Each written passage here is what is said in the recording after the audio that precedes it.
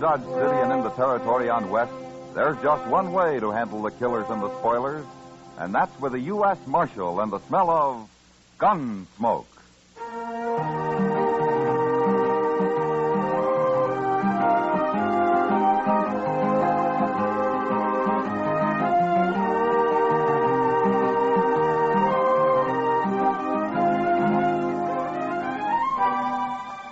Gunsmoke, starring William Conrad. The story of the violence that moved west with young America. The story of a man who moved with it. Matt Dillon, United States Marshal.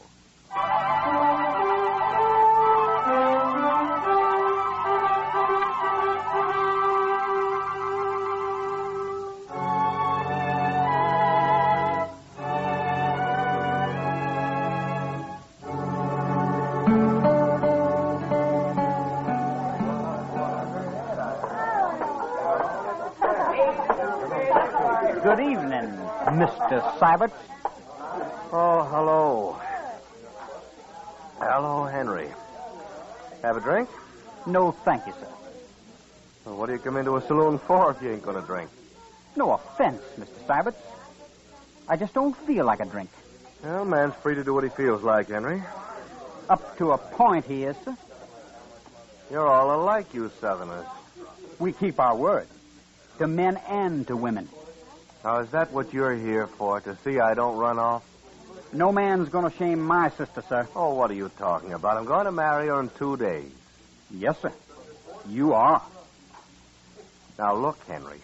We postponed the wedding last month because I had to go to Abilene on business. I run a big ranch. It takes a lot of hard work and time. And the ranch comes first. Can you get that through your head? I understand. I just hope for your sake you don't have to go anywhere this time.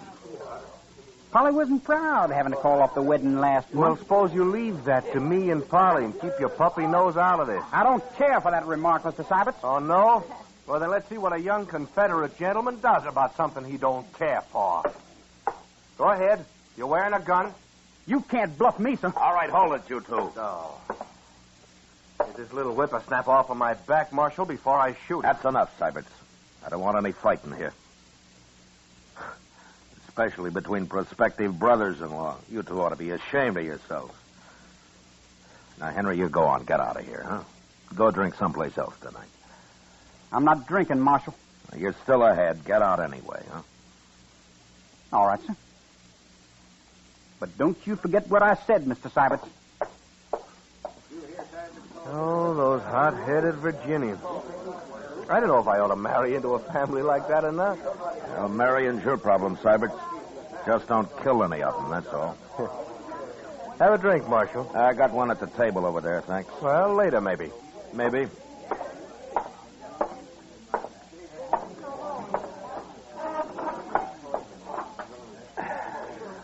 You sure stopped that just in time, Matt. Yeah. That kid wouldn't have had a chance against Nat Sybert. No, but he'd have tried it anyway. They're going to make a real happy family. Now, they'll get along. Syberts and Polly, anyhow. They will if Henry and his father give them a chance. It's too bad Mrs. Troyman isn't still alive. She'd handle it better. They're nervous about the wedding, that's all, Kitty. And about Sybert's money. They need it bad. They used to be rich, Kitty. Back in Virginia. Sure, before the war. What about now? Why do you think they're so happy to be able to marry Polly off to a big rancher like Sybert? You know it as well as I do, Matt. Yeah, except for Polly. I think she's real fond of Sybert. Sure. And he's fond of her, too. After all, she's a woman, isn't she? Yeah, I know. But maybe you'll settle down now and quit running around so much. I hope so, for her sake. When's the wedding, Matt? Day after tomorrow? Yeah, that's what they say. You're going, aren't you? Yeah, I suppose I'll go. I love weddings. Oh, great heavens, Kitty. I nearly forgot. What? I saw Polly on the street the other day, and she asked me to tell you that you'd be welcome at the wedding if you want to come. She did? Well, I've only met her at the store and around. Seems she likes you. Anyway, that's what she said. Well, gee, Matt. You think I should? You were invited by the bride. I don't know why not. Well, maybe I better think it over. She's got enough trouble as it is. But anyway, I feel kind of good, her asking me. They're just people, Kitty. Like anybody else.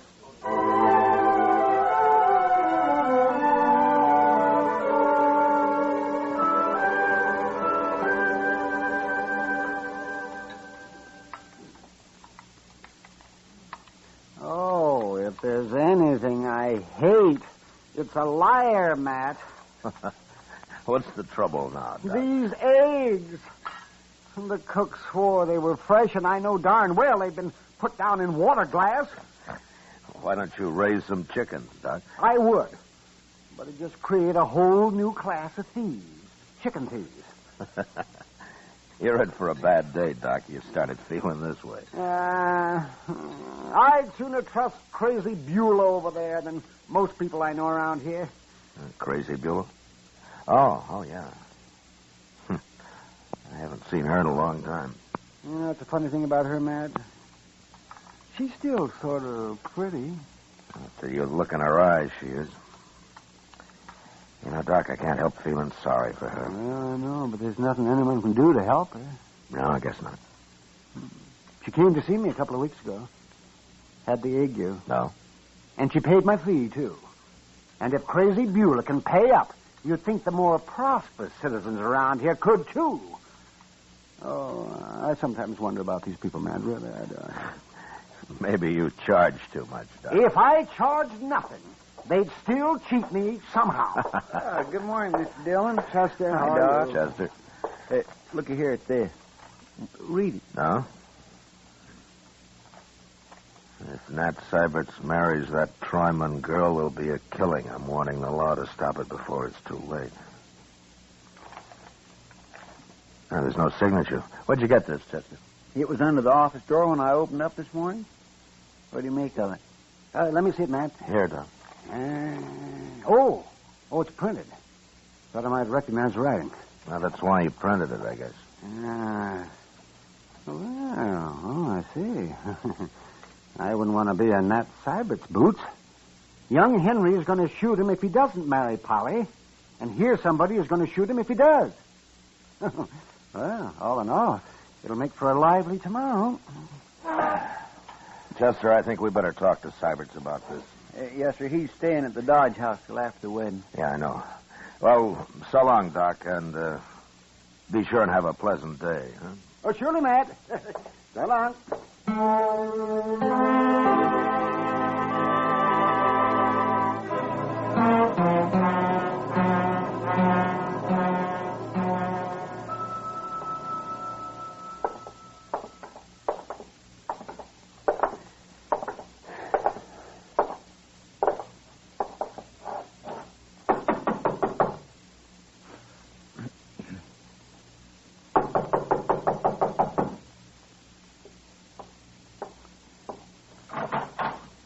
Well, Marshal, Chester. Oh, Mr. Sybert. I'd like to talk to you, Syberts. Why, sure, Marshal. Come in. Thank you. Chester found this note at the jail this morning, Syberts. What in the... Who wrote this? And I thought maybe you could tell me. No, I've got no idea, Marshal. Oh, can you think of anybody who doesn't want you to get married, Syberts? He was there last night, Marshal. Sure don't look like it. Yeah, I know, but I was thinking of somebody else, some enemy of yours who maybe wants to cause trouble. No. I've got enemies, sure. What man hasn't? But they don't have nothing to do with me and Polly. What'd they care if I get married? Well, say, maybe it's just a joke somebody's playing on you. Mighty poor joke under the circumstances. Yeah, I suppose it would be. Old man told me to stay away from women a long time ago. I should have listened to him. It's a little late now, isn't it, Syberts? Yeah. If you got any ideas, let me know, huh? Anyway, we'll be at the wedding. We'll do what we can. And I'll be wearing a gun, too, Marshal. You can count on that.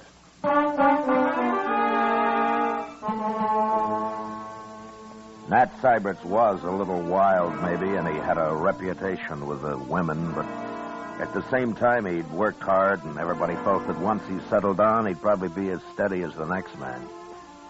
In any case, I didn't like the idea of a groom having to wear a six-gun at his wedding, and even less the fact that a shooting might take place in the church.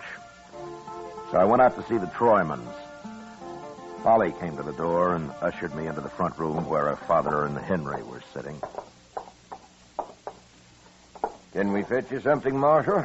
Glass of bourbon? No, thank you, Mr. Troyman. It wouldn't be very good bourbon, I'm afraid. Prices up, money's down. Things haven't been easy lately. Not for this family, anyway. Please, Father. Polly, I hate to bother you this way, but, well, it's important. Nothing's happened to Matt. If he's run off, I'll... Quiet, Henry.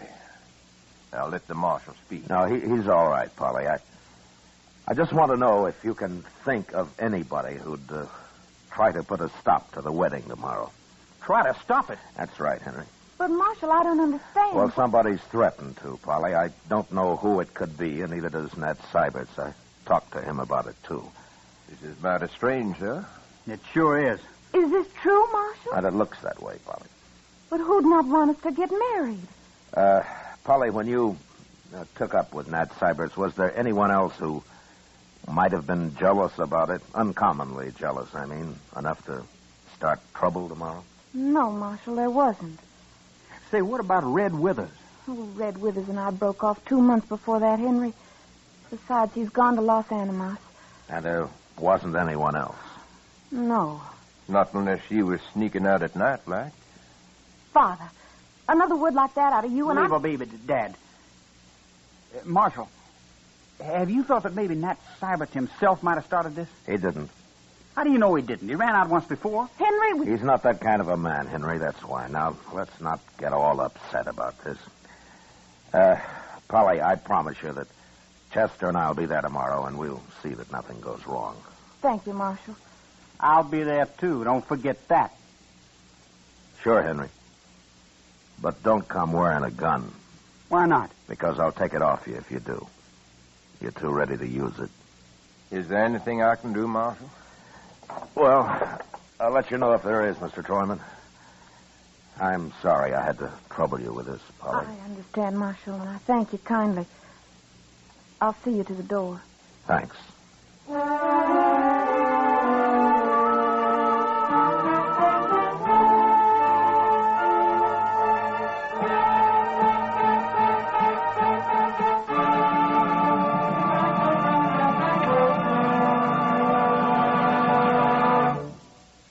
We will return for the second act of Gunsmoke in just a moment. But first, with the arrival of warm weather, people tend to forget their troubles and other people's troubles, too.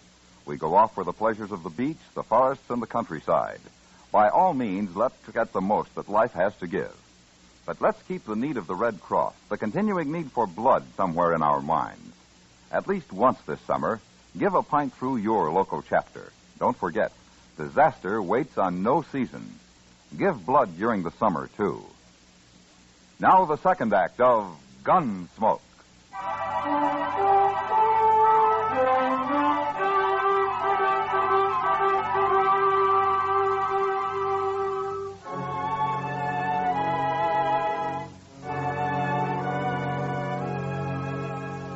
The next day was the wedding day, and Chester and I waited outside the church till Polly and Nat Syberts had arrived. Then we went inside and took up our positions on the far right and the left of the altar, facing the congregation. We were wearing our guns under our coats, and nobody seemed to take much notice of us. As soon as the ceremony began, I had a feeling that nothing would happen. And as it neared the end, I signaled to Chester, and we slipped quietly out to the church entrance. And there two had given and pledged their troth either to other, and have declared the same by giving and receiving gold ransom. By joining with friends, I pronounce All I could see in there was a lot of real friendly faces, Mr. Dillon. Yeah. There's nobody outside here. That's Mr. Sybert's buggy right there, isn't it? Mm-hmm. He's driving Polly out to the ranch right after the ceremony, Chester. She didn't want a celebration of any kind. Well, it looks like there won't be any trouble after all. I sure hope not. On their wedding day and all. That's over. They'll be coming out now. Yes, sir. We'll stay close to them till they drive off. It could happen right out here, you know. Yes, sir. I'll watch whichever way you're not watching. How will you know which way I'm watching unless you spend your time watching me, Chester? What? Oh. Well, now, I didn't exactly mean to... Oh, looky. Here they come. Oh, my, don't they look proud?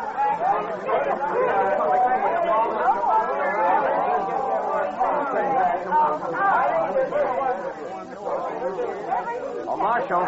Congratulations, Cybert. Oh, thank you, Marshal. Let's get over here for a minute, huh? Sure.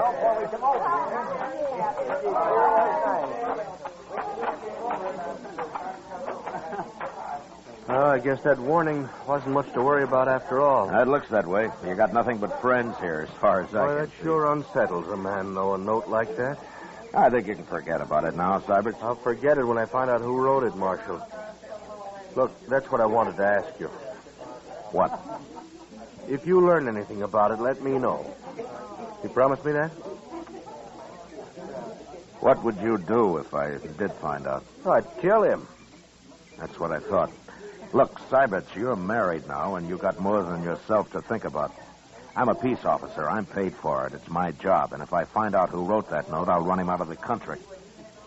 And I'll try to keep you from finding out who it was. I'm not a boy, Marshal. I'm not sure I appreciate your trying to protect me. Well, what about Polly? Polly? Yeah.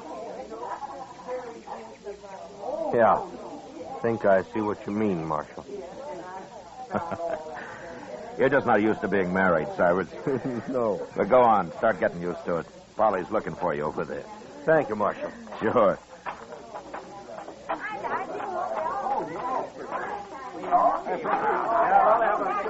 Well, are we all set to go? Anything wrong, Mr. Dillon? Not a thing, Chester. Come on, let's see him off. Thank you. All right, Polly.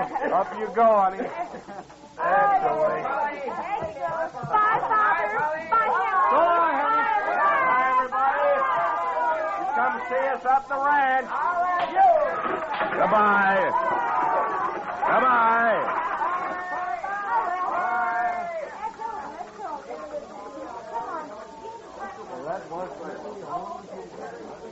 Oh, my goodness, Mr. Dillon. What, Chester? Oh, I'm just like an old woman at a wedding. You know, they ought to have more weddings here. Well, if you like him that much, Chester, why don't you do something about it? Well, what could I do? Get married. Huh? Me? Get married? Well, why not? Oh, now, Mr. Dillon, you know I can't do that. Why, I don't make enough money to keep body and soul together just for me, let alone a wife and a lot of kids and in-laws and all that. My goodness. Well, you could start with just a wife. Did you hear that? Yeah. It's down the road Cybert's took. Come on, grab a horse. Anybody's horse, Chester. Pardon me. Come on. Come on.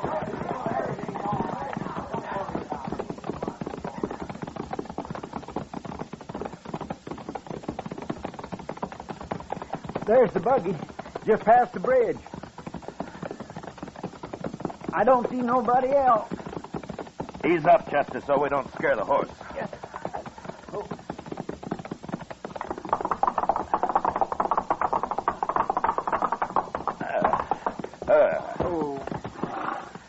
All right, take a look under the bridge, Chester. All right, sir.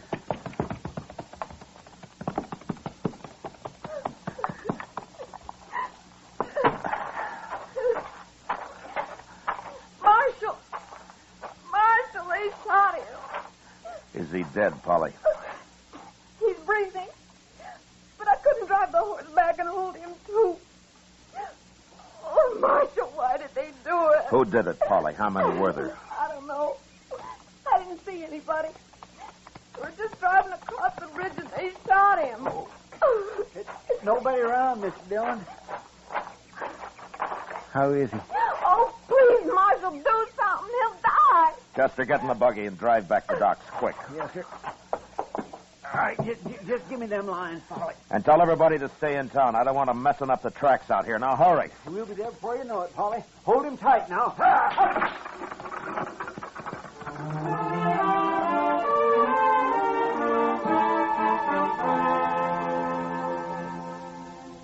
As soon as the buggy had gone and the dust had settled, I looked around. Everywhere, but could see no one. Then I walked back and followed Chester's horse tracks down off the wagon road. His were the only marks on that side of the bridge, so I crossed over to the other side. And there I found the footprints of what must have been either a child or a woman. They led off in the direction of a small cabin about 300 yards away. And I followed them, gun in hand, at a slow trot. When it was clear that whoever it was had gone straight to the cabin, I left his trail and approached the door from a right angle.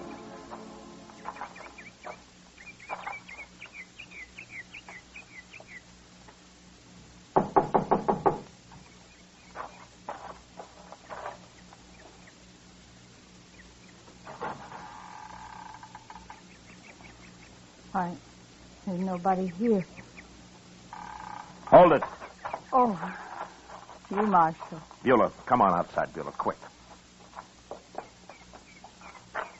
Now, who's in there? Tell me. Nobody, Marshal. Nobody now that I'm out here. You're trapped. Come out with your hands up. What are you yelling for, Marshal? There, I got my hands up. See? Get out of the way, Beulah. Get out of the way. Everybody that tells Crazy Beulah to get out of the way. That's what Nat said. Get out of the way, Crazy Beulah. Nat? But he won't say it no more. I fixed him. Beulah, what are you talking about? He wouldn't even look at me on the street after. Then he up and married that Troyman girl. You mean you shot him? I warned you, Marshal. I told you to stop it. I told you what would happen. I told you. Why did you stop it? Why did you stop it? Beulah, take it easy now. You believe me, Marshal? What? Take a look in the cabin. By heaven, I will.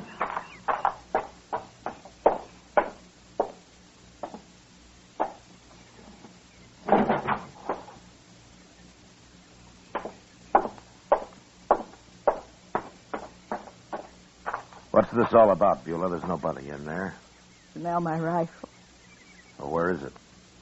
Right there by the door.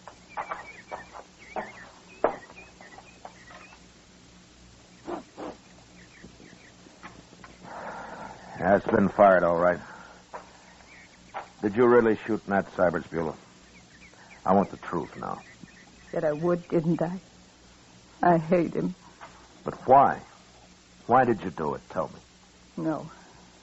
I won't tell you. I don't have to. Well, it's clear enough that you did it.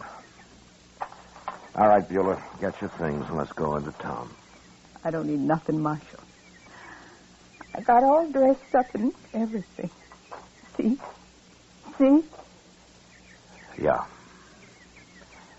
Yeah, you look fine. I feel better now, Marshal. Now that it's all over. He's dead. I feel a lot better.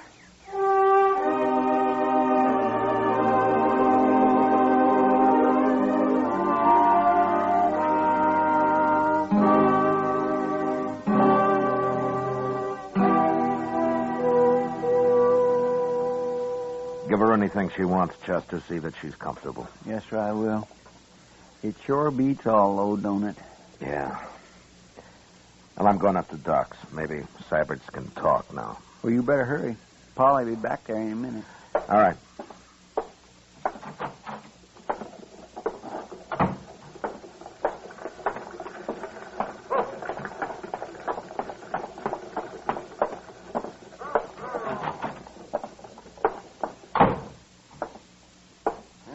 Hello, Matt. How is he, Doc? I can't tell yet, but don't wear him out. No. Hello, Syberts.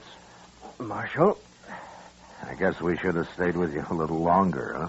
I don't even know where it came from, Marshal. He was under the bridge there, I guess. Got me right in the back. It wasn't a he, Syberts.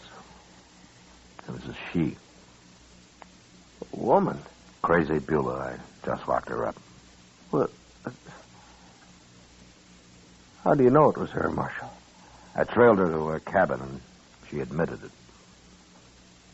She say why she did it? She said you wouldn't look at her on the street. Told her to get out of the way or something. Doesn't matter much. Unless you want to tell me. Well, just that I got drunk one night, Marshal, and she kind of chased after me ever since, and I tried to keep out of her way. I see. Well, what are you going to tell Polly? If I live. If you live. I don't know, Marshal. Might even tell her the truth.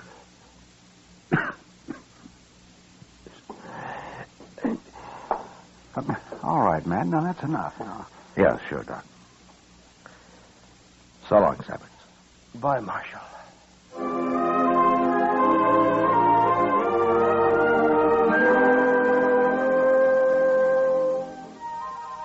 2 days later, Doc announced that Nat Syberts would live. And the next day, they moved him up to the Troyman house where Polly could nurse him. I never did know if he told Polly what it was all about. Maybe he didn't have to. Crazy Beulah never asked about him, never mentioned his name again.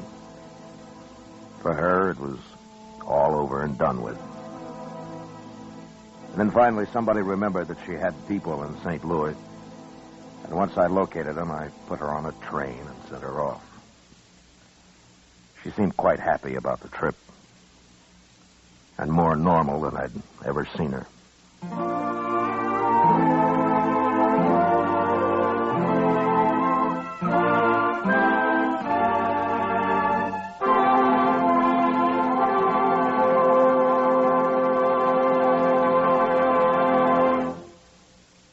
Gunsmoke, under the direction of Norman MacDonald, stars William Conrad as Matt Dillon, U.S. Marshal. Tonight's story was specially written for Gunsmoke by John Meston, with music composed and conducted by Rex Corey. Featured in the cast were Lawrence Dobkin, Sam Edwards, Joyce McCluskey, Joe Cranston, Elaine Williams, and Pat McGeehan. Parley Bear is Chester, Georgia Ellis is Kitty, and Howard McNear is Doc. Gunsmoke has been selected by the Armed Forces Radio Service to be heard by our troops overseas. Join us again next week as Matt Dillon, U.S. Marshal, fights to bring law and order out of the wild violence of the West in Gunsmoke.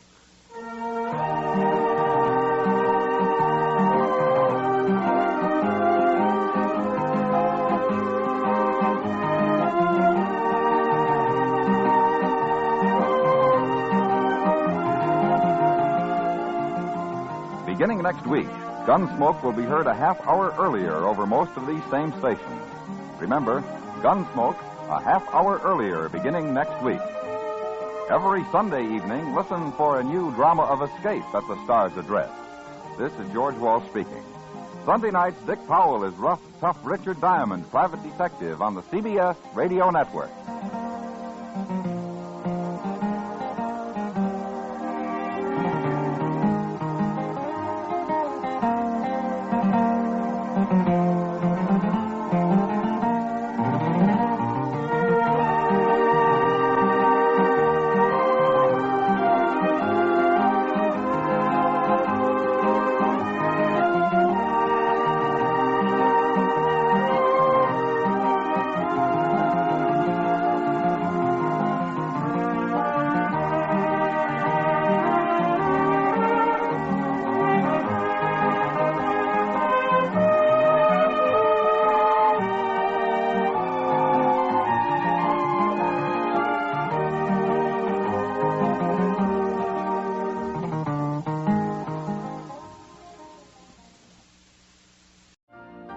You've been listening to the OTR Gold Network.